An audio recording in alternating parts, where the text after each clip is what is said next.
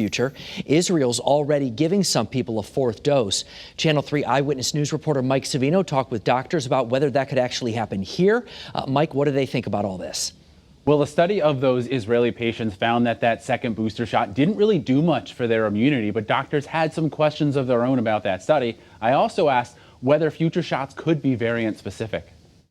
But right now, the booster is still your best defense against Omicron at this point. COVID cases continue to fall here in Connecticut, but doctors say it's still important for vaccinated people to get boosters. The FDA and CDC first recommended booster shots for all adults in November. So what happens in the spring, 6 months after some of those first booster shots were given out? I think it's something that, we have to sort of try to understand a little bit better, think about what that means for the future. Some people in Israel have already received a second booster shot, but early data shows only a minimal effect from that fourth shot. Doctors, though, say that we need to study the issue further. I still think we need to examine the science behind this. One big question, the timing of those shots. Studies found immunity started waning 6 months after patients getting the Pfizer or Moderna shots were fully vaccinated.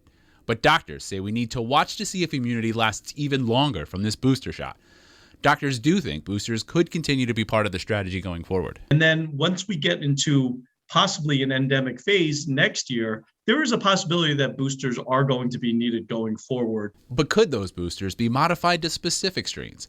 Omicron has led to more breakthrough cases, although studies found that the vaccines still help people fend off the virus after infection. What we're seeing with the impact of Omicron, really shows that we have to be thinking creatively about how to adapt vaccines. The CDC has recommended that some immunocompromised people in the United States get a fourth shot.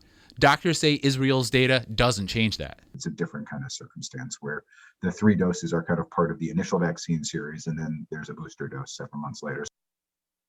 And of course, any studies into a second booster shot would need to look into the potential side effects. Meanwhile, Governor Ned Lamont's emergency powers expire in a little under a month. Coming up on Eyewitness News at 6, I'll tell you what he just had to say about what happens next, including an executive order requiring state employees to get the vaccine. Live from the Answer Desk, Mike Savino, Channel 3 Eyewitness News. Mike, thank you very much. We do want to get back to our team coverage on the weather right now, and there could be some slick spots on the roads and sidewalks as we enter a deep freeze. Channel 3's Connor Lewis is live in Newington tonight. And Connor, how is